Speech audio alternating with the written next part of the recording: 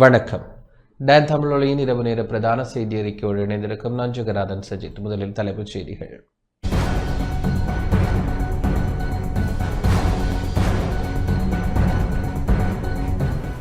இலங்கை மின்சார சபை நேற்று நள்ளிரவுடன் கலைக்கப்பட்டு அதற்கு பதிலாக 6 அரச நிறுவனங்கள் அமைப்பு.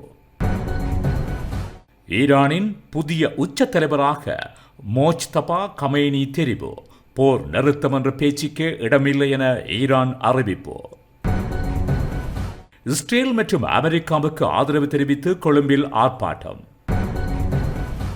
யாழ்ப்பாணத்தில் இருந்து இந்தியாவுக்கு தங்கம் கடத்திய 2 கைது. கிழக்கு மாகாண பெண்கள் வலையமைப்பின் ஏற்பாட்டில் மட்டக்களப்பில் கவனஈர்ப்பு போராட்டம். முல்லைத்தீவு நாயாறு பகுதியில் சிறுமி ஒருவரை துஷ்பிரயோகம் செய்த குற்றவாளிக்கு 10 வருட கடூழிய சிறை தண்டனை. சட்டவிரோத சொத்துக்களை சேகரித்த குற்றச்சாட்டில் கைதான முன்னாள் நாடாளுமன்ற உறுப்பினர் சஜின் பாஸ் குணவர்தன விளக்கமறியலில்.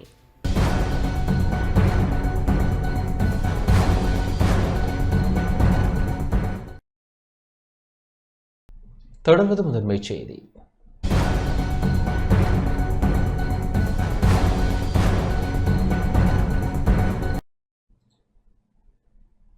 இலங்கை மின்சார சபை நேற்று நள்ளிரவுடன் கலைக்கப்பட்டு அதற்கு பதிலாக 6 அரச நிறுவனங்கள் உருவாக்கப்பட்டுள்ளன.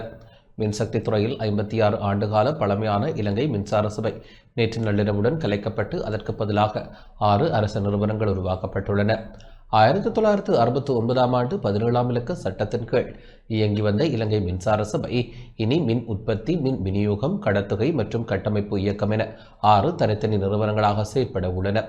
2024ஆம் ஆண்டின் 36ஆம் இலக்க இலங்கை மின்சார வசதிகள் சட்டத்தின் எஞ்சிய விதிகள் இன்று முதல் நடைமுறைக்கு வந்துள்ளன. விருப்பு ஓய்வு திட்டத்தை தெரிவு செய்யாத ஊழியர்கள் அனைவரும் இந்த புதிய 6 நிறுவனங்களுக்கு மாற்றப்பட்டுள்ளனர். அந்த வகையில் இவர்களுக்கான நியமன கடிதங்கள் நாளை முதல் வழங்கப்பட உள்ளன.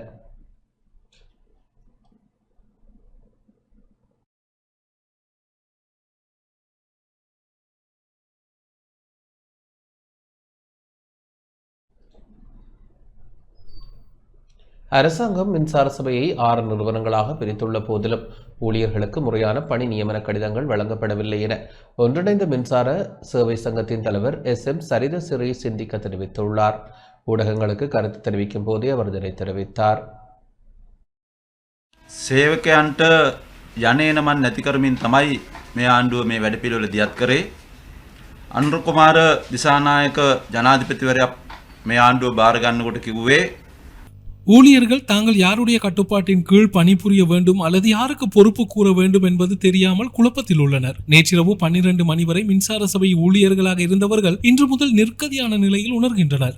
ஜனாதிபதி அனுரகுமார திசாநாயக்க தலைமையிலான அரசாங்கம் ஆட்சிக்கு வரும்போது அரச நிறுவனங்களை விற்கவோ அல்லது தனியார் மயமாக்கவோ மாட்டோம் என்று உறுதியளித்திருந்தது. இருப்பினும் இன்று மின்சார சபையை துண்டு துண்டாக பிரித்து விற்பனை செய்வதற்கான முதற்கட்ட பணிகள் நிறைவடைந்துள்ளன. 24 தொழிற்சங்கங்கள் ஒன்றிணைந்து இன்று பிற்பகல் 3 மணி முதல் சேவையிலிருந்து விலகும் போராட்டத்தை ஆரம்பித்துள்ளன. நாளை பிற்பகல் 3 மணி வரை பொதுமக்களுக்கு பாதிப்பு ஏற்படாத வகையில் சாதாரண பழுதுபார்ப்பு பணிகளில் இருந்து மட்டுமே ஊழியர்கள் விலகி இருப்பார்கள். நாளை மதியத்திற்குள் தகுந்த தீர்வு கிடைக்காவிட்டால் அனைத்து ஊழியர்களும் முழுமையாக பணியிலிருந்து விலகி தொடர் போராட்டத்தை முன்னெடுப்பார்கள். ஊழியர்களின் சம்பளம், பதவி உயர்வு மற்றும் பணி பாதுகாப்பு தொடர்பான 8 முக்கிய கோரிக்கைகளை உள்ளடக்கிய கடிதம் ஏற்கனவே அமைச்சுக்கு அனுப்பப்பட்டுள்ளது. இந்த கோரிக்கைகளுக்கு சாதகமான பதில் கிடைத்தால் மட்டுமே போராட்டத்தை முடிவுக்கு கொண்டு வருவது பற்றி ஆலோசிக்கப்படும். සම්පූර්ණයෙන්ම සියලුම විදුලි බල මණ්ඩලයේ සේවකයෝ සේවයෙන් ඉවත් වෙන්න තීරණය කරලා තියෙනවා.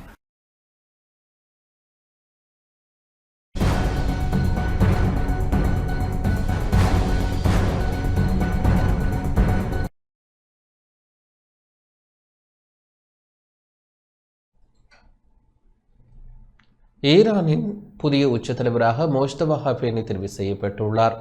ஈரானின் புதிய உச்ச தலைவராக மோஜ்தபா கமேனி தெரிவு செய்யப்பட்டுள்ளதாக அந்நாட்டு அரசு ஊடகங்கள் உத்தியோகபூர்வமாக அறிவித்துள்ளன. தனது தந்தை அயதுல்லா அலி கமேனிக்கு பிறகு நாட்டின் மிக உயரிய பதவியை மோஜ்தபா ஏற்க உள்ளார். போர்ச்சூழல் மற்றும் எதிரிகளின் நேரடி அச்சுறுத்தல்களுக்கு மத்தியிலும் ஈரானின் நிபுணர்கள் அவை கூடி இந்த பெயரை இறுதி செய்துள்ளது. 1969ஆம் ஆண்டு பிறந்த மோஸ்தபா ஹமேனி ஈரானிய புரட்சிகர பாதுகாப்பு படை மற்றும் பாசிச் போராளிகள் குழுக்களுடன் மிக நெருக்கமான தொடர்பை கொண்டிருப்பவர். இதுவரை எவ்வித அரசு பதவிகளையும் வகிக்காத போதும் ஈரானிய அரசியலில் திரைமறைவு சக்தியாகவும் தனது தந்தையின் நம்பிக்கைக்குரிய ஆலோசகராகவும் இவர் நீண்டகாலமாக செயற்பட்டு வந்தார். பாரம்பரிய வாரிசு அரசியலை ஈரான் விமர்சித்து வந்தாலும் தற்போதைய இக்கட்டான சூழலில் நாட்டின் ஸ்திரத்தன்மையை பேண இவரே தகுதியானவர் என நிபுணர்கள் அவை ஏகமனதாக தீர்மானித்துள்ளது. அமெரிக்காவின் பொருளாதார தடைகளுக்கு உள்ளாகியுள்ள மோஸ்தபா ஹமேனி இனி ஈரானின் மிக உயரிய மத மற்றும் அரசியல் தலைவராக செயல்படுவார்.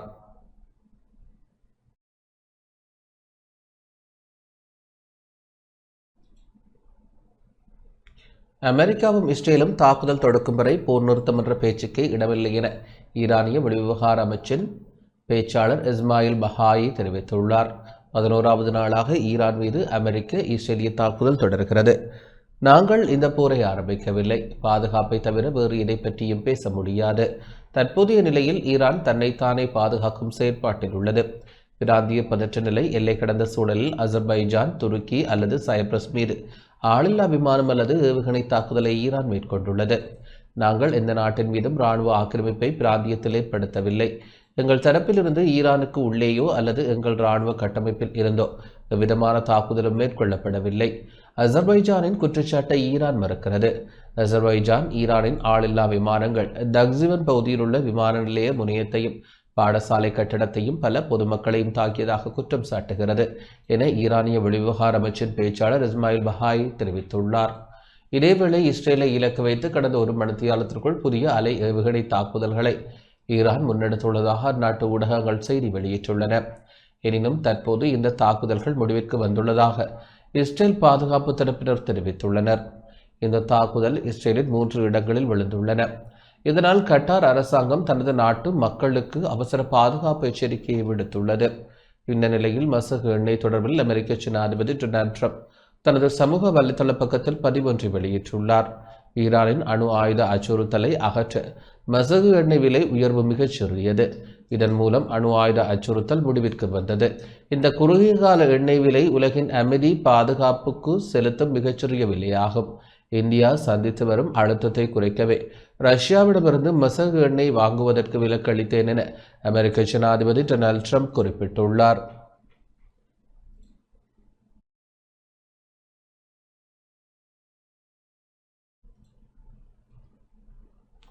இலங்கை கடற்பரப்பிற்கு அருகாமையில் ஈரானிய போர்க்கப்பல் மீது அமெரிக்க நீர்மூழ்கி கப்பல் நடத்திய தாக்குதலில் 104 வீரர்கள் கொல்லப்பட்டதை ஈரான் இராணுவம் உத்தியோகபூர்வமாக உறுதிப்படுத்தியுள்ளது.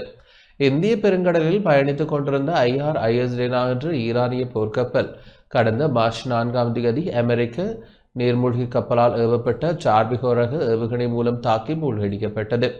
இந்தியாவில் இடம்பெற்ற கடற்படை பயிற்சியை முடித்துக்கொண்டு திரும்பிய போதே இலங்கையின் தெற்கு கடற்பரப்பில் வைத்து இத்தாக்குதல் நடத்தப்பட்டுள்ளது. இந்த சம்பவத்தில் 32 வீரர்கள் காயமடைந்ததுடன் கப்பலில் இருந்து எஞ்சிய வீரர்கள் இலங்கை கடற்படையினரால் மீட்பு நடவடிக்கையின் மூலம் மீட்கப்பட்டனர். அமெரிக்கா மற்றும் ஈரானுக்கு இடையே நிலவும் மோதல் போக்கு உச்சகட்டமாக பார்க்கப்படும் இத்தாக்குதலுக்கு ஈரான் கண்டனம் வெளியிட்டுள்ளதோடு இதற்கான விளைவுகளை அமெரிக்கா சந்திக்க நேரிடும் என எச்சரிக்கை விடுத்துள்ளது.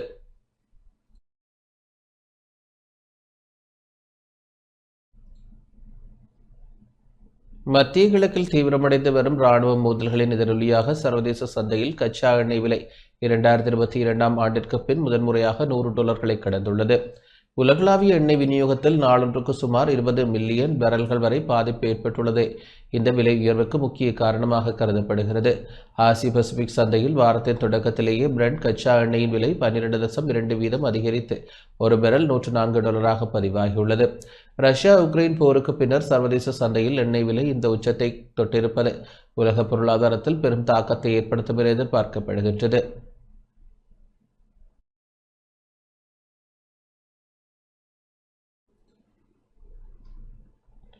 மத்திய கிழக்கில் நிலவும் மோதல் நிலைமைகளுக்கு மத்தியில் தற்காலிகமாக நிறுத்தப்பட்டிருந்த ரியாத் மற்றும் துபாய்க்கான தினசரி விமான சேவைகளை மீண்டும் ஆரம்பிப்பதாக ஸ்ரீலங்கன் ஏர்லைன்ஸ் அறிவித்துள்ளது. இதன்படி ரியாத்திற்கான தினசரி விமான சேவைகள் இன்று இரவும், துபாய்க்கான சேவைகள் நாளையிலிருந்து மீண்டும் ஆரம்பமாகின்றன. மத்திய கிழக்கு நிலைமைகளை தொடர்ந்து உன்னிப்பாக அவதானித்து வருவதாகவும் பயணிகள் மற்றும் பணியாளர்களின் பாதுகாப்பிற்கு முன்னுரிமை அளிக்கப்படும் எனவும் நிறுவனம் குறிப்பிட்டுள்ளது.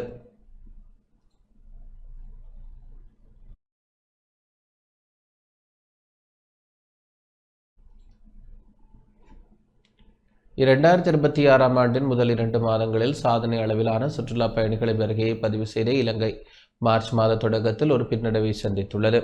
மத்திய கிழக்கில் நிலவும் போர் சூழல் மற்றும் அதனால் ஏற்பட்டுள்ள விமான போக்குவரத்து தடைகளே இதற்கு முதன்மை காரணமாக கூறப்படுகின்றன. வெளிநாடுகளிலிருந்து இலங்கைக்கு ஜனவரியில் 2,77,327 பயணிகளும் பிப்ரவரியில் 2,79,328 சுற்றுலா பயணிகளும் வருகை தந்தனர். மார்ச் 1ஆம் தேதி முதல் மார்ச் 4 வரை மட்டுமே 23,116 பயணிகள் வருகை தந்துள்ளனர். இது 2025ஆம் ஆண்டின் இதே காலப்பகுதியுடன் ஒப்பிடுகையில் 25% வீழ்ச்சியாகும். மார்ச் 4 வரையான கணக்கின்படி 2026இல் இதுவரை மொத்தம் 5,79,771 பயணிகள் வந்துள்ளனர். இது கடந்த ஆண்டின் இதே காலப்பகுதியுடன் ஒப்பிடுகையில் 10.7% வளர்ச்சியாகும். இலங்கைக்கு வரும் சுற்றுலா பயணிகளில் சுமார் 34% மக்கள் மத்திய கிழக்கு நாடுகளின் விமானம் மையங்கள் வழியாகவே பயணிக்கின்றனர். போர் காரணமாக வான்வெளிகள் மூடப்பட்டுள்ளதாலும் ஆயிரக்கணக்கான விமானங்கள் ரத்து செய்யப்பட்டுள்ளதாலும் ஐரோப்பிய சந்தையிலிருந்து வரும் பயணிகளின் எண்ணிக்கை பெருமளவு குறைந்துள்ளது. இது இலங்கைக்கு பல பில்லியன் ரூபாய் வருமான இழப்பை ஏற்படுத்தும் என அஞ்சப்படுகின்றது.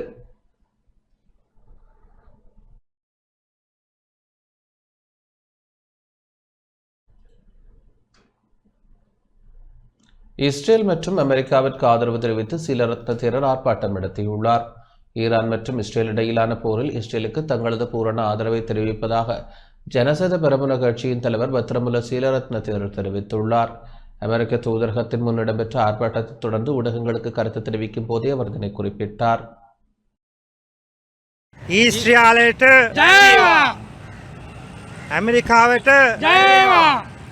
தற்போது ஈரான் இஸ்ரேல் மீது தாக்குதல் நடத்தி வருகிறது. அதே போல இஸ்ரேலும் ஈரான் மீது தாக்குதல் நடத்தி வருகிறது.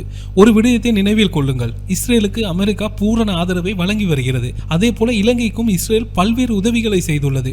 எனவே இஸ்ரேல் எமக்கு செய்துள்ள விடயங்களை எம்மால் மறந்துவிட முடியாது. ஈரான் செய்தவற்றையும் நாங்கள் மறக்கக்கூடாது. அதேவேளை எதிர்க்கட்சியில் உள்ள முஜிபுர் ரஹ்மான் எம்பி முழுவதுமாக ஈரானுக்காக மாத்திரமே குரல் கொடுக்கிறார். ஒரு தரப்பினருக்கு மாத்திரமே அவர் ஆதரவை வழங்கி வருகிறார். அனைத்து உலக மக்களுக்காக அவர் கதைப்பதில்லை. பலஸ்தீனம், ஈரான், ஈராக் தொடர்பில் தான் அவர் பேசி வருகிறார். ஈரானுக்கு தாக்குதல் நடத்த வேண்டாம் என்று கூறும் முஜிபுர் எம்பி ஏன் இஸ்ரேல் மீது தாக்குதல் நடத்த வேண்டாம் என்று கூறுவதில்லை? அமெரிக்க ஜனாதிபதி டொனால்ட் ட்ரம்ப் அவர்களே, இஸ்ரேல் பிரதமர் அவர்களே, இலங்கையின் தேரர்கள் சார்பாக உங்களுக்கு எங்களுடைய பூரண ஆதரவை வழங்குவோம். இலங்கையர்களாக நாம் அனைவரும் ஒரே நிலைப்பாட்டில் உள்ளோம். அதே போல அமெரிக்காவுக்கும் இலங்கைக்கும் இடையேயான ஒப்பந்தம் தொடர்பில் எங்களுக்கு எதுவும் தெரியாது. எதிர்காலத்தில் அமெரிக்க தூதரகத்திற்கு சென்று இது தொடர்பில் கேட்டறிந்து கொள்வதற்கு எதிர்பார்க்கிறேன். இந்த ஒப்பந்தங்கள் குறித்து மக்களுக்கு எதுவும் தெரியாது. அரசியல் கட்சி தலைவர்களுக்கும் எதுவும் தெரியாது. அமெரிக்காවට සහයෝගය ලබා දිය යුතුයි කියන එක මම මේ අවස්ථාවේ සිහිපත් කරනවා. තෙරුවන් සරණයි. யாழ்ப்பாணத்திலிருந்து இந்தியாவிற்கு தங்கம் கடத்திய 2 கைது செய்யப்பட்டுள்ளனர். யாழ்ப்பாணத்திலிருந்து இந்தியாவிற்கு தங்கம் கடத்திய 2 கடற்படையினரால் கைது செய்யப்பட்டுள்ளனர். மாதகள் கடல் வழியாக இந்தியாவிற்கு படகில் தங்கம் கடத்தி செல்வதற்காக கடற்படையினருக்கு கிடைத்த ரகசிய தகவலின் அடிப்படையில் குறித்த படகை கடலில் வழிமறித்து சோதனையிட்ட கடற்படையினர் 6 கிலோ 85 கிராம் தங்க கட்டிகளை மீட்டனர். அதனையடுத்து படகிலிருந்து 2 கைது செய்யப்பட்டனர். கைது செய்யப்பட்ட 2 மீட்கப்பட்ட தங்கத்தையும் படகையும் கடற்படையினர் மேலதிக நடவடிக்கைக்காக காங்கேசந்துறை சுங்க அதிகாரிகளிடம் ஒப்படைத்துள்ளனர்.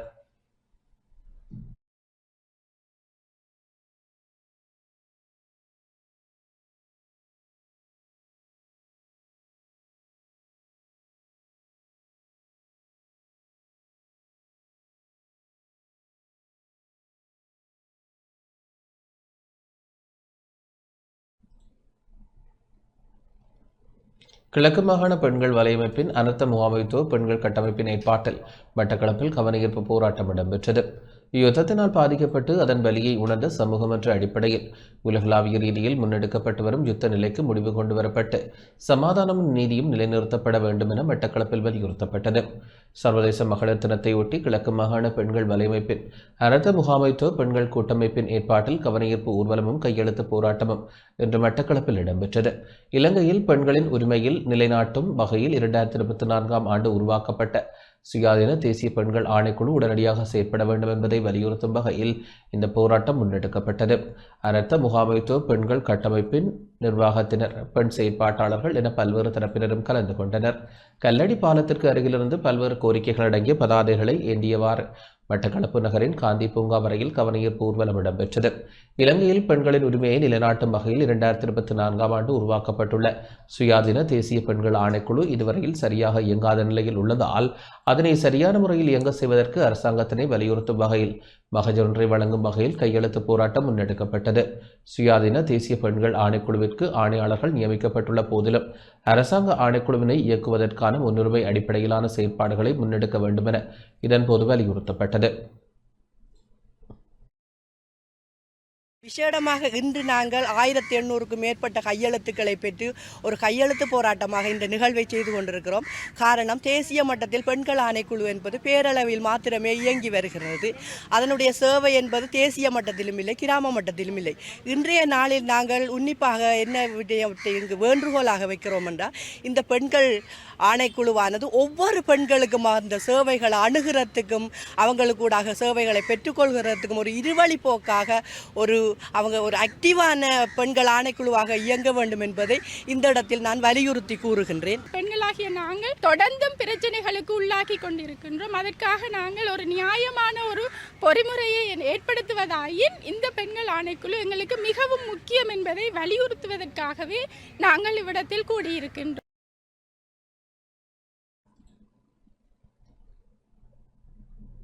முல்லைத்தீவு நாயாறு பகுதியில் சிறுமியொருவரை துஷ்பிரயோகம் செய்த குற்றவாளிக்கு கடூழிய சிறை தண்டனை விதிக்கப்பட்டுள்ளது. முல்லைத்தீவு நாயாறு பகுதியில் கடந்த 2015ஆம் ஆண்டு 12 வயது சிறுமியொருவரை துஷ்பிரயோகம் செய்த குற்றவாளிக்கு கிளிநொச்சி மேல் நீதிமன்றினால் 10 வருட கடூழிய சிறை தண்டனை வழங்கி தீர்ப்பளிக்கப்பட்டுள்ளது. முல்லைத்தீவு போலீசார் சந்தேக நபரை முல்லைத்தீவு மாவட்ட நீதிமன்றில் முன்னிலைப்படுத்தினர். தொடர்ந்து குறித்த வழக்கானது ஆரம்பத்தில் வவுனியா மேல் நீதிமன்றிலும் பின்னர் கிளிநொச்சி மேல் நீதிமன்றிலும் இடம்பெற்ற நிலையில் சட்டம் அதிபர் திணைக்களத்தினால் கிளிநொச்சி மேல் நீதிமன்றில் விசாரணைகள் முன்னெடுக்கப்பட்டன. இந்த விசாரணைகள் நிறைவு பெற்று குறித்த வழக்கு கிளிநொச்சி மேல் நீதிமன்ற நீதிபதி AG அலெக்ஸ் ராஜா முன்னிலையில் இன்று தீர்ப்புக்காக எடுத்துக் கொள்ளப்பட்டது. இதன்போது குற்றவாளிக்கு 10 வருட கடூழிய சிறை தண்டனை விதிக்கப்பட்டதுடன் பாதிக்கப்பட்ட சிறுமிக்கு 10 லட்சம் ரூபாய் இழப்பீட்டை செலுத்துமாறும், தவறும் பட்சத்தில் 2 வருட சாதாரண சிறை தண்டனையும் அத்துடன் 10,000 ரூபாய் தண்டப்பணமும் செலுத்துமாறும், தவறும் பட்சத்தில் 3 மாத கால சாதாரண சிறை தண்டனை அனுபவிக்க வேண்டும் எனவும் தீர்ப்பு வழங்கப்பட்டுள்ளது.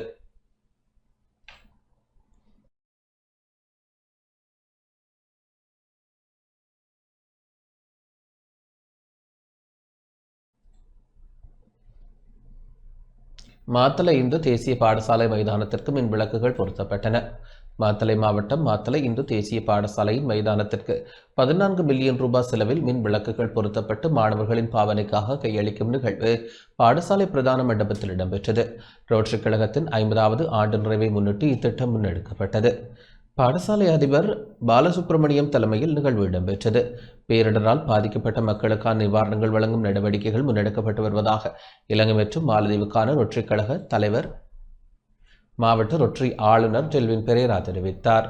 பாடசாலை அதிபரின் நன்றியுரையுடன் நிறைவு பெற்ற இந்நிகழ்வில் மாத்தளை மாவட்ட ரொட்டரி கழக தலைவர் ராமகிருஷ்ணன் ஸ்ரீதரன், ரொட்டரி கழகத்தின் அதிகாரிகள், அதிபர்கள், ஆசிரியர்கள், மாணவர்கள் என பலரும் கலந்து கொண்டனர்.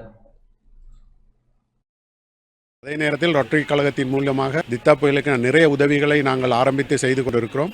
அதற்கு எங்களுக்கு உதவி செய்த அனைவருக்கும் நான் நன்றி கூற கடமைப்பட்டிருக்கிறேன். இந்த நேரத்தில் மாத்தளை இந்து தேசிய கல்லூரி பழைய மாணவர்களும் இணைந்து இதில் செயல்பட்டிருக்கிறார்கள். அவர்களுக்கும் எனது நன்றியை கூற நான் கடமைப்பட்டிருக்கிறேன். நன்றி.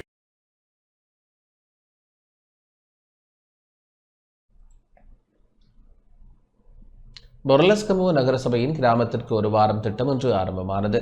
பொர்லஸ்கமுவ நகரசபையின் கிராமத்திற்கு ஒரு வாரம் திட்டம் இன்று காலை நீலம் மகர விகாரை விளையாட்டு மைதானத்தில் நாடாளுமன்ற உறுப்பினர் லக்ஷ்மன் நிபுணராட்சி தலைமையில் ஆரம்பிக்கப்பட்டது. இந்த திட்டத்தின்படி மாநகர சபைக்கு சொந்தமான 18 கிராம சேவகர் பிரிவுகளை அழகுபடுத்தும் நடவடிக்கைகள் மேற்கொள்ளப்பட உள்ளன. இதன்போது ஊடகங்களுக்கு கருத்து தெரிவித்த நாடாளுமன்ற உறுப்பினர் லக்ஷ்மன் நிபுணராட்சி, இந்த திட்டம் பிரதேசத்தை தொடர்ந்து சுத்தமாக வைத்திருப்பதற்கு உதவும். இத்திட்டத்தின் நோக்கம் சுத்தமான சூழலாகும். கிஸ்பேவு மற்றும் பொர்லஸ்கமுவ நகர சபைகளூடாக செயற்படுத்தப்படும் இந்த திட்டத்தை இலங்கையில் உள்ள அனைத்து உள்ளூராட்சி மன்றங்களிலும் செயற்படுத்த எதிர்பார்க்கின்றோம் என தெரிவித்தார். இந்நிகழ்வில் பொர்லஸ்கமுவ நகரசபை தலைவர் பிரதீப் பெதமுல்ல, நகரசபை உறுப்பினர்கள் மற்றும் அப்பகுதி மக்கள் பங்கேற்றனர்.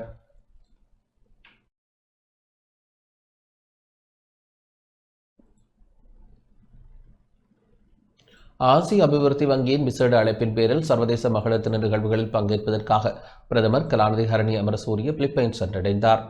ஆசிய அபிவிருத்தி வங்கியின் விசேட அழைப்பின் பேரில் சர்வதேச மகளிர் தின நிகழ்வுகளில் பங்கேற்பதற்காக பிரதமர் கலாநிதி ஹரணி அமரசூரிய நேற்று நள்ளிரவு பிலிப்பைன்ஸின் மணிலா நகருக்கு உத்தியோகபூர்வ விஜயம் ஒன்றை மேற்கொண்டு புறப்பட்டுச் சென்றார். மணிலாவிற்கு நினோய் அக்வினோ சர்வதேச விமான நிலையத்தை சென்றடைந்த பிரதமரை பிலிப்பைன்ஸிற்கான இலங்கை தூதுவர் கலாநிதி ஷானுக டல்பஹேவா, பிலிப்பைன்ஸ் அரசாங்கத்தின் உயர்மட்ட அதிகாரிகள் மற்றும் ஆசிய அபிவிருத்தி வங்கியின் பிரதிநிதிகள் ஆகியோர் இணைந்து வரவேற்றனர். இந்த விஜயத்தின் முக்கிய அங்கமாக மணிலாவில் உள்ள ஆசிய அபிவிருத்தி வங்கியின் தலைமையகத்தில் நடைபெறவுள்ள சர்வதேச மகளிர் தின விழாவில் பிரதமர் விசேட உரை நிகழ்த்த உள்ளார். அத்துடன் இந்த விஜயத்தினிடையே பிலிப்பைன்ஸ் அரசாங்கத்துடன் பல அமைச்சர்களுடன் பிரதமர் இருதரப்பு பேச்சுவார்த்தைகளிலும் ஈடுபட உள்ளார். இதன்போது இலங்கை மற்றும் பிலிப்பைன்ஸ் நாடுகளுக்கு இடையிலான பரஸ்பர நலன்சார் விடயங்கள் குறித்தும் இரு நாடுகளுக்கும் இடையிலான ஒத்துழைப்பு மற்றும் இருதரப்பு உறவுகளை மேலும் பலப்படுத்துவது குறித்தும் கலந்துரையாடப்பட உள்ளது.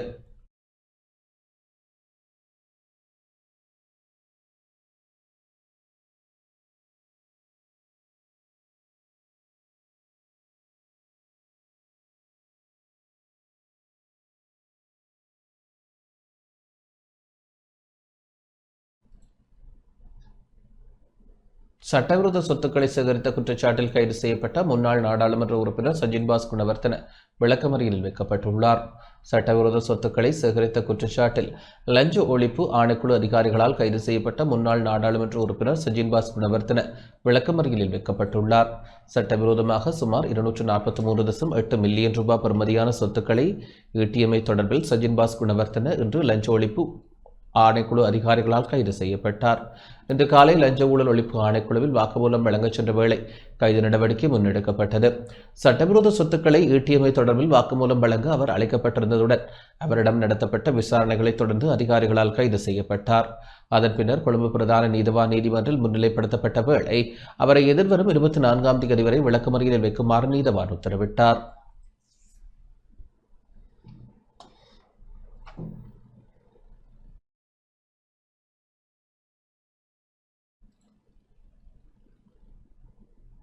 நாட்டில் ஊழல் மோசடிகள் தொடர்கின்றன என பொதுஜன பெரமுனவின் பொதுச் செயலாளர் சாகர காரியவசம் தெரிவித்துள்ளார். தற்போதைய ஆட்சியாளர்கள் இந்த நாட்டை மிகவும் மோசமான நிலைக்கு கொண்டு செல்வதாக ஸ்ரீலங்கா பொதுஜன பெரமுனவின் பொதுச் செயலாளர் சாகர காரியவசம் தெரிவித்துள்ளார். ஸ்ரீலங்கா பொதுஜன பெரமுனவின் கட்சி தலைமையகத்தில் இடம்பெற்ற ஊடகவியலாளர் சந்திப்பில் கலந்து கொண்டு கருத்து தெரிவிக்கும் போதே அவர் இதனை குறிப்பிட்டார். මේ ඇමති මණ්ඩලේ දියුරුන් දීලා වැඩ බාරගන්න දවසේ ஒரு நாடாக தற்போதைய ஆட்சியாளர்கள் இந்த நாட்டை மிகவும் மோசமான நிலைக்கு கொண்டு செல்கின்றனர். நாட்டில் ஊழல் மோசடிகள் தொடர்ந்து இடம்பெற்று வருகின்றன. தற்போதைய அமைச்சரவை பதவியேற்ற நாளில் 14 கடவுச்சீட்டுகள் திருடப்பட்ட சம்பவத்துடன் முதலாவது மோசடி இடம்பெற்றிருந்தது. குறித்த 14 கடவுச்சீட்டுகள் யார் பெயரில் பதிவு செய்யப்பட்டன? அந்த 14 கடவுச்சீட்டுகளை திருடியவர்கள் யாவர் என்பது தொடர்பில் இன்னும் நாட்டு மக்களுக்கு தெரியப்படுத்தவில்லை. பின்னர் 323 கொள்கலன்களின் மிகப்பெரிய மோசடி செய்யப்பட்டது. இலங்கை வரலாற்றில் மிகவும் ஆபத்தான மோசடி. நாடாளுமன்ற உறுப்பினர் ஒருவர் கூறுவது போல் அந்த கொள்கலன்களில் பெரும்பாலானவை ஆயுதங்கள் மற்றும் போதைப் பொருட்களை கொண்டுள்ளன. பின்னர் அரசு இறக்குமதியில் மோசடி இடம்பெற்றது. இவ்வாறு ஒன்றன் பின் ஒன்றாக இந்த மோசடிகள் நடக்கின்றன. மேலும் இந்த நாட்டில் உள்ள போதைப்பொருள் வலையமைப்பு நடவடிக்கைகளுக்கு எதிர்க்கட்சிகள் தான் காரணம் என அவர்கள் மீது பழி போடுவதற்கு இவர்கள் திட்டமிட்டனர். ஆனால் ஆளுங்கட்சி உறுப்பினர்கள் படகு மூலம் போதைப் பொருட்களை இறக்குமதி செய்து விநியோகித்ததில் தொடர்ந்து சிக்கினர். பின்னர் போதைப் பொருள் தொடர்பில் முன்னெடுக்கப்பட்ட திட்டமும் மெதுவாக அடங்கி போனது. இந்த மோசடிகள் அனைத்திற்கும் மேலாக எரிவாயு மோசடி மற்றும் நிலக்கரி மோசடி என்று 2 மோசடிகள் உள்ளன. தற்போது இந்த எரிவாயு மற்றும் நிலக்கரி மோசடி இந்த நாட்டு மக்களையும் சமூகத்தையும் துன்ப நிலைக்கு கொண்டு வந்துள்ளது. தற்போதைய அரசாங்கம் ஒன்றின் பின் ஒன்றாக மோசடி செயல்களை செய்து வருகின்றது. மேலும் இந்த அரசாங்கத்தில் உள்ளவர்கள் இனவாதத்தை விதைக்கிறார்கள். இந்த நாட்டின் சிங்கள பௌத்தர்கள் பற்றி ஒருபோதும் சொல்லக்கூடாத ஒரு உரையை ஜனாதிபதி நிகழ்த்தினார். சிங்கள பௌத்தர்கள் யாழ்ப்பாணத்திற்கு வெறுப்பை விதைக்க செல்கிறார்கள் என்று அவர் வெளிப்படையாக கூறியிருந்தார். இந்த நாட்டை அத்தகைய சூழ்நிலையில் வைத்து நாட்டை உள்நாட்டில் அழித்து பொருளாதாரத்தையும் கலாச்சாரத்தையும் அழிப்பதன் மூலம் இந்த அரசாங்கம் இந்த நாட்டை சர்வதேச அளவில் அழிக்கும் பணியில் ஈடுபட்டுள்ளது. ஒரு அமைச்சர் வெளிநாடு சென்று இந்த நாட்டை பற்றி நகைச்சுவையாக பேசியதை நாங்கள் பார்த்தோம். சமீபத்தில் இந்த நாட்டின் வெளிவிகார அமைச்சரும் அதையே செய்தார். ஆங்கிலம் பேச தெரியாமல் இருப்பது பிரச்சனை அல்ல. சீன ஜனாதிபதி ஒருபோதும் வெளிநாடு சென்று ஆங்கிலத்தில் பேசுவதில்லை. அவர் ஒரு சீன மொழிபெயர்ப்பாளரின் உதவியுடன் பேசுகிறார். ஒருவேளை அவருக்கு ஆங்கிலம் பேச தெரிந்திருக்கலாம், ஆனால் அவர் ஒரு மொழிபெயர்ப்பாளரின் உதவியுடன் பணிபுரிகிறார். இந்த விடயத்தில் மொழிபெயர்ப்பாளரை பயன்படுத்துவதில் வெட்கப்படுபவர் மட்டுமே அவமானப்படுகிறார். நாம் அனைவரும் நம் தாய்மொழியில் சரளமாக பேசுகிறோம். ஆங்கிலம் பேச தெரியாமல் இருப்பது அவமானகரமான விடயம் அல்ல. மிக முக்கியமானது என்னவென்றால் அவர் தன்னை அல்ல, ஒரு நாட்டையும் பிரதிநிதித்துவப்படுத்துகிறார். இந்த நாடு நமது பிராந்தியத்தில் மிகவும் வலுவாக நின்ற ஒரு நாடு. 30 வருட கால போரின் போதும் இந்த பிராந்தியத்தில் ஒரு நாடாக வலுவாக நின்ற ஒரு நாடு. பிராந்தியத்தில் உள்ள அனைத்து நாடுகளாலும் மதிக்கப்படும் ஒரு நாடு. அத்தகைய நாட்டை இந்த அரசாங்கம் வேண்டுமென்றே கேலிக்குரியதாக மாற்ற முயற்சிப்பதாக எங்களுக்கு தெரிகிறது. ඉදිරියට මේ ලෝක ඉතිහාසයට යයි කියන කාරණය තමයි අපිට හිතෙන්නේ. ஆசிரியர்களின் இடமாற்றத்தை குழப்பும் வகையில் இலங்கை ஆசிரியர் சங்கம் செயல்பட்டு வருவதாக இலங்கை ஆசிரியர் சேவை சங்கத்தின் உப செயலாளர் க பிரகாஷ் தெரிவித்துள்ளார். ஆசிரியர்களின் இடமாற்றத்தை குழப்பும் வகையில் இலங்கை ஆசிரியர் சங்கம் செயல்பட்டு வருவதாகவும் கட்சி அரசியலை மேற்கொண்டு வருவதாகவும் இலங்கை ஆசிரியர் சேவை சங்கத்தின் உப செயலாளர் க பிரகாஷ் தெரிவித்துள்ளார். இன்று யாழ்ப்பாணத்தில் இடம்பெற்ற ஊடக சந்திப்பில் இவ்வாறு குறிப்பிட்டார். 2025 காலப்போதிலே வடமாகாணத்தின் இலங்கை ஆசிரியர் சங்கத்தின் உப செயலாளருடைய சகோதரிக்கு இடமாற்றம் வந்திருக்கின்ற என்ற ஒரே ஒரு காரணத்துக்காக அந்த சங்கம் வடமாகாணத்தின் இடமாற்ற சபையிலே இருந்து வெளியேறி இருக்கின்றார்கள். அதன் மூலம் ஆசிரியர் உரிமைகளை மறுப்பதற்காக சேவையின் தேவை கருதிய இடமாற்றத்திலே ஆசிரியர் சங்கங்கள் பங்கு பெற்றக் கூடாது என்ற கோட்பாட்டை முன்னிறுத்தி வழக்கானது தொடரப்பட்டிருந்தது.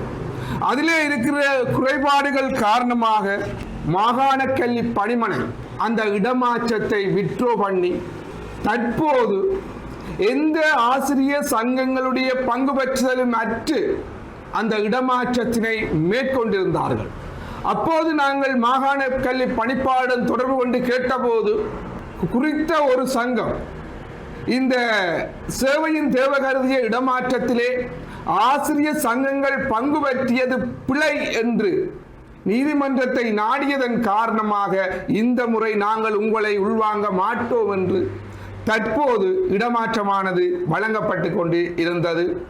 இந்த இடமாற்றத்தை குழப்பும் விதத்திலே வெளிமாவட்ட ஆசிரியர்களை மீண்டும் யாழ் மாவட்டத்துக்கு வருவதை தடுக்கிற நோக்கத்திலே இந்த செயற்பாட்டை முன்னெடுத்துக் கொண்டு வருகின்றார்கள். நாங்கள் இந்த விடயத்தை மிகவும் வன்மையாக கண்டிக்கின்றோம்.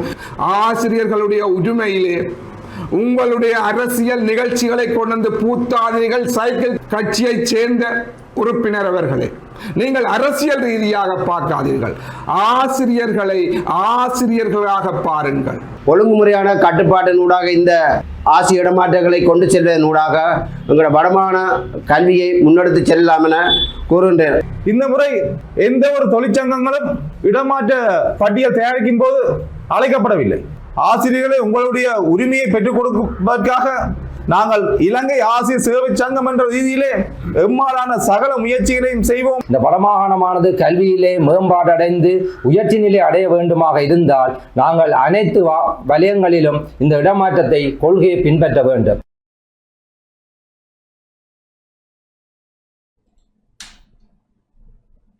பசறை மகதோவ ஸ்ரீ கதிரேசன் தமிழ் வித்தியாலயத்தில் புதிய வகுப்பறை திறந்து வைக்கப்பட்டது. மதுரை மாவட்டம் பசறை கல்வி நிலையத்திற்குட்பட்ட மகதோவ பகுதியில் அமைந்துள்ள ஸ்ரீ கதிரேசன் தமிழ் வித்தியாலயத்தில் புதிதாக நிர்மாணிக்கப்பட்ட மாடி கட்டிட வகுப்பறை மாணவர்களின் பாவனைக்காக இன்று திறந்து வைக்கப்பட்டது. அதிபர் கே யோகராஜா தலைமையில் இடம்பெற்ற நிகழ்வில் மதுரை மாவட்ட நாடாளுமன்ற உறுப்பினர் கிட்னன் செல்வராஜ் பிரதம அதிதியாக கலந்து கொண்டு கட்டடத்தை திறந்து வைத்தார். இந்நிகழ்வில் பசறை வலயக்கல்வி பணிப்பாளர் ஷெரீனா பேகம், பசறை பிரதேச சபை தவிசாளர், உறுப்பினர்கள், இணைப்பாளர்கள், பெற்றோர்கள், மாணவர்கள் என பலர் கலந்து கொண்டனர்.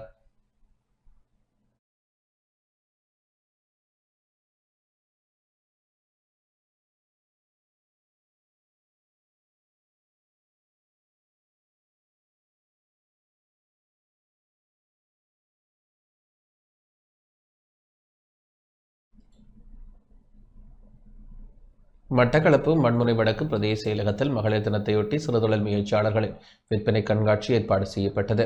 பெண்களும் பொருளாதாரமும் எனும் துணைப்பொருளில் மகளிர் தினத்தையொட்டி மட்டக்களப்பு மண்முனை வடக்கு பிரதேச செயலக சிறுதொழில் முயற்சி பிரிவின் ஏற்பாட்டில் சிறுதொழில் முயற்சியாளர்களின் உற்பத்தி கண்காட்சியும் விற்பனையும் இன்று பிரதேச செயலக வளாகத்தில் இடம்பெற்றது. பிரதேச செயலாளர் சிவப்பிரியா வில்வரட்னம் தலைமையில் விற்பனை கண்காட்சி இடம்பெற்றது.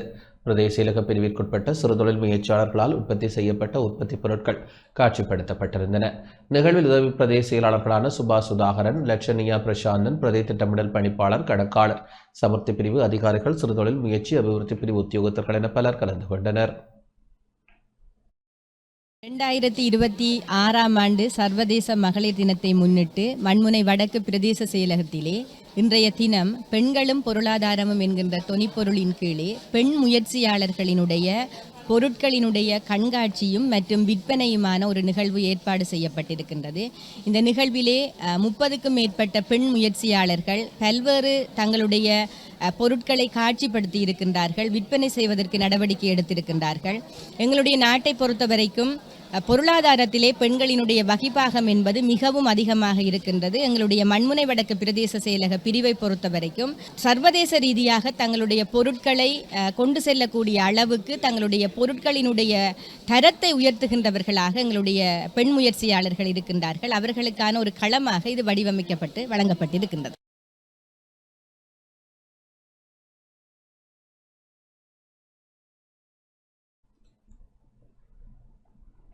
இதேவேளை மகளிர் தினத்தை சிறப்பிக்கும் வகையில் பெண்களை கொண்டாடும் ஆண்கள் குறைவு இல்லை அதிகமெனும் தொனிப்பொருளில் பட்டிமன்றமும் பிரதேச செயலக மண்டபத்தில் இடம்பெற்றது. கதிரவன் பட்டிமன்ற பேரவையின் அனுசரணையில் இடம்பெற்ற பட்டிமன்ற நிகழ்வில் இந்தியா தமிழ்நாடு பட்டிமன்ற நடுவர் முனைவர் ST கலையமுதன் கலந்து சிறப்பித்தார்.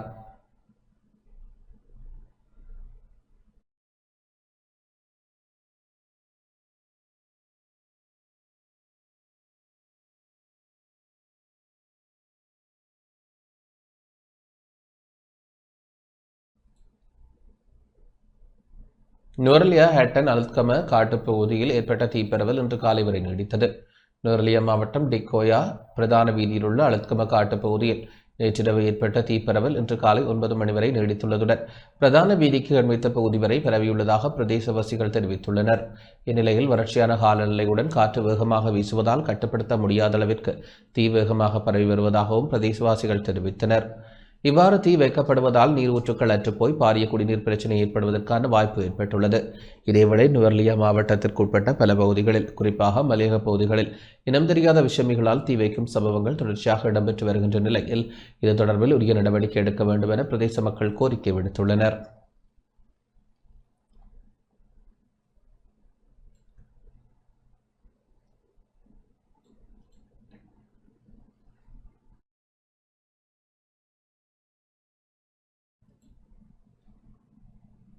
இந்த ஆண்டின் இதுவரையான காலப்பகுதியில் 3642 வீதி விபத்துக்கள் பதிவாகியுள்ளன. இந்த ஆண்டின் இதுவரையான காலப்பகுதியில் 3642 வீதி விபத்துக்கள் பதிவாகியுள்ளதாக போலீஸ் ஊடகப் பிரிவு அறிக்கை வெளியிட்டுள்ளது. ஜனவரி 1ஆம் தேதி முதல் மார்ச் 2ஆம் தேதி வரை மாத்திரம் 3642 விபத்துக்கள் பதிவாகியுள்ளதுடன் 422 பேர் உயிரிழந்துள்ளதாக போலீஸ் ஊடகப் பிரிவு குறிப்பிட்டுள்ளது.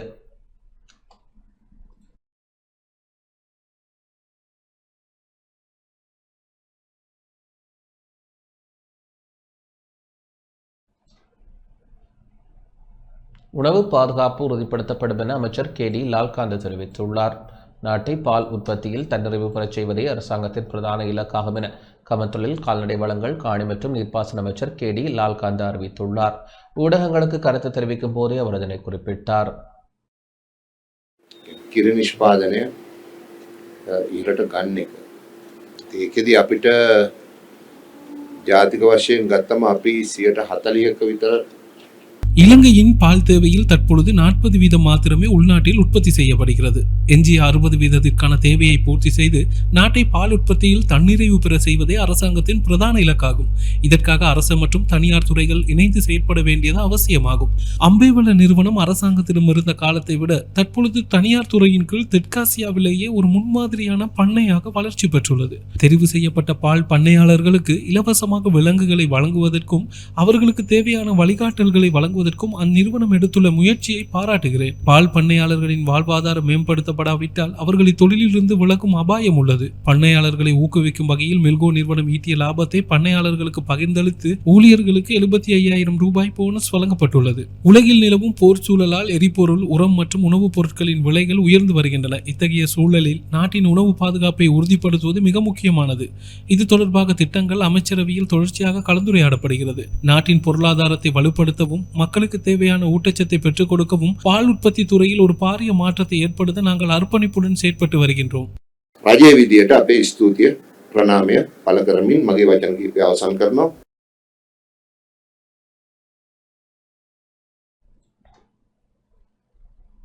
கொழும்பு தேசிய வைத்தியசாலையில் எம்ஆர்ஐ ஸ்கேன் பரிசோதனைகள் திடீரென நிறுத்தப்பட்டமையால் நோயாளர்கள் கடும் அசௌகரியங்களுக்கு உள்ளாகியுள்ளனர்.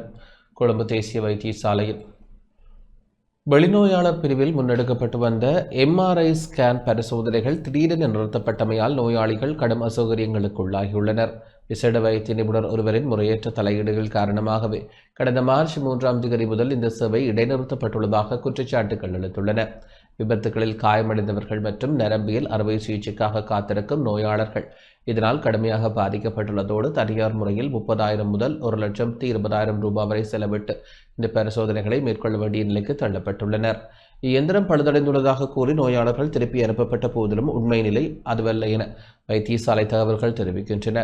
அதேவேளை இதுகுறித்து கருத்து தெரிவித்துள்ள தேசிய வைத்தியசாலையின் பதில் பிரதிபலிப்பாளர் வைத்தியர் பிரதீப் விஜயசிங்க வெளிநோயாளர் பிரிவிற்கு புதிய எம்ஆர்ஐ இயந்திரம் ஒன்று கிடைத்துள்ளதாகவும் அதன் செயற்பாட்டிற்காக விசேட வைத்தியர்கள் நியமிக்கப்பட்டுள்ளதாகவும் குறிப்பிட்டார்.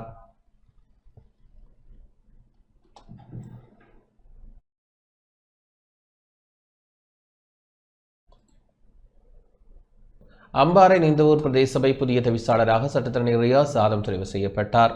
அம்பாறை நிந்தவூர் பிரதேச சபையின் புதிய தவிசாளராக இழுவரைக்கு மத்தியில் அகில இலங்கை மக்கள் காங்கிரஸ் கட்சியின் உறுப்பினர் சட்டத்தரணி ரியாஸ் ஆதம் தெரிவானார்.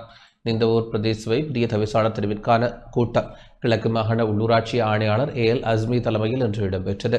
சபை நடவடிக்கைக்கு அகில இலங்கை மக்கள் காங்கிரஸ் உறுப்பினர்கள் 6 பேரும் ஸ்ரீலங்கா முஸ்லிம் காங்கிரஸ் கட்சி உறுப்பினர் சுலைமான் சாஃபியும் கலந்து கொண்ட நிலையில் போதிய அளவு கோரம் உள்ளதாக அறிவிக்கப்பட்டு புதிய தவிசாளருக்கான வாக்கெடுப்பு நடத்தப்பட்டது. இதன்போது அகில இலங்கை மக்கள் காங்கிரஸ் கட்சியின் சிரேஷ்ட உறுப்பினரும் சட்டத்திரடியுமான ரியாஸ் ஆதம் புதிய தவிசாளராக தெரிவு செய்யப்பட்டார். தவிசாளர் தெரிவின் போது பார்வையாளர்களாக அகில இலங்கை மக்கள் காங்கிரஸ் கட்சியின் பாராளுமன்ற உறுப்பினரும் இந்தூர் பிரதேச சபையின் முன்னாள் தவிசாளருமான அஷ்ரப் தாகிர் உட்பட மக்கள் காங்கிரஸ் முக்கியஸ்தர்கள் பலர் கலந்து கொண்டனர்.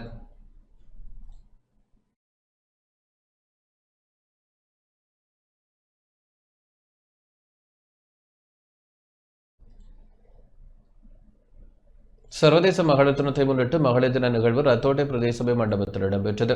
சர்வதேச மகளிர் தினத்தை முன்னிட்டு நிமிர் விடுதலை இயக்கத்தின் மகளிர் தின நிகழ்வு ரத்தோட்டை பிரதேச சபை மண்டபத்தில் நேற்று இடம்பெற்றது.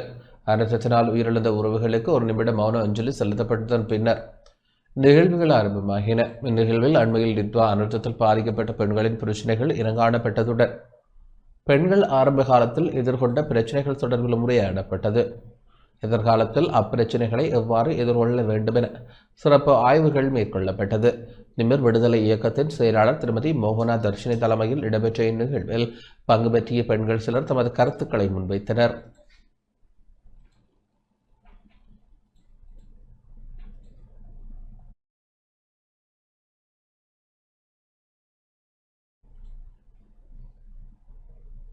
புதியதாக முன்மொழியப்பட்ட நாட்டை பயங்கரவாதத்திலிருந்து பாதுகாக்கும் சட்டம் தொடர்பாக 14 முஸ்லிம் சமூக அமைப்புகள் கவலை வெளியிட்டுள்ளன. புதிதாக முன்மொழியப்பட்டுள்ள நாட்டை பயங்கரவாதத்திலிருந்து பாதுகாக்கும் சட்டம் தொடர்பாக 14 முஸ்லிம் சமூக அமைப்புகள் ஜனாதிபதி அன்ருகுமார் திசாநாயக்கவிற்கு கடிதம் ஒன்றை அனுப்பி வைத்துள்ளன. அந்த கடிதத்தில் முன்மொழியப்பட்டுள்ள புதிய சட்டம் தற்போது அமலில் உள்ள பயங்கரவாத தடுப்பு சட்டத்தை விட மேலும் கடுமையானதாக இருப்பதாக குறிப்பிடப்பட்டுள்ளது.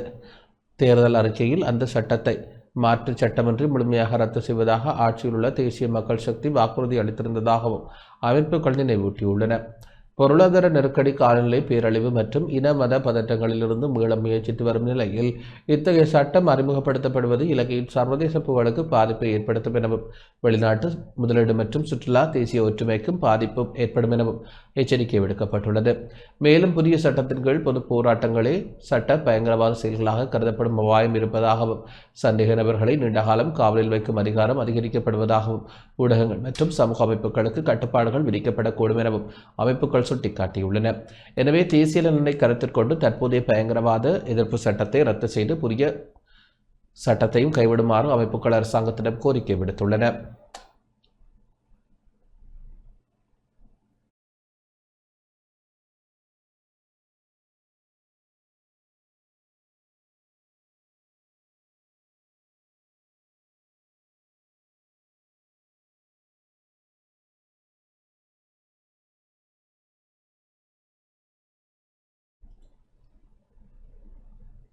எரிவாயு விநியோக நடவடிக்கைகள் தொடர்பில் லிட்ரோ மற்றும் லாப்ஸ் எரிவாயு நிறுவனங்கள் அறிவிப்பு வெளியிட்டுள்ளன. நாட்டில் உள்ள சமையல் எரிவாயு நிறுவனங்களான லிட்ரோ மற்றும் லாப்ஸ் ஆகியவை எரிவாயு விநியோகத்தை துரிதப்படுத்தியுள்ளதாக தெரிவிக்கப்படுகின்றது. கடந்த சில நாட்களில் நாட்டில் பெறப்பட்ட எரிவாயு இருப்புகள் ஏற்கனவே நுகர்வோருக்கு விநியோகிக்கும் நடவடிக்கைகள் ஆரம்பிக்கப்பட்டுள்ளன. அத்தோடு எதிர்வரும் மாதத்திற்கான எரிவாயு முன்பதிவு நடவடிக்கைகளும் நிறைவு செய்யப்பட்டுள்ளன. மாலதீவிற்கு அருகில் நிறுத்தப்பட்டுள்ள மற்றும் எதிர்காலத்தில் வர இருக்கும் கப்பல்கள் மூலம் போதுமான அளவு எரிவாயுவை பெற்றுக்கொள்வதற்கு நடவடிக்கை எடுக்கப்பட்டுள்ளதாக அந்நிறுவனம் அறிவித்துள்ளது. இதன்படி இன்று சந்தைக்கு 3700 மெட்ரிக் டன் எரிவாயுவை விநியோகிக்க நடவடிக்கை மேற்கொள்ளப்பட்டுள்ளதாக லிட்ரோ எரிவாயு நிறுவனம் அறிவித்துள்ளது. நாட்டிற்கு கொண்டு வரப்பட்டுள்ள எரிவாயு கொள்வதன் குறித்து அதன் தலைவர் சன்ன குணவர்த்தன கருத்து வெளியிட்டார். லாப்ஸ் நிறுவனமும் நாடளாவிய ரீதியில் எரிவாயு விநியோக நடவடிக்கையை செயற்படுத்தியுள்ளது. நாட்டில் நிலையான எரிவாயு விநியோகத்தை பராமரிப்பதற்கான நடவடிக்கைகளை முன்னெடுத்துள்ளதாக நிறுவனம் அறிவித்துள்ளது.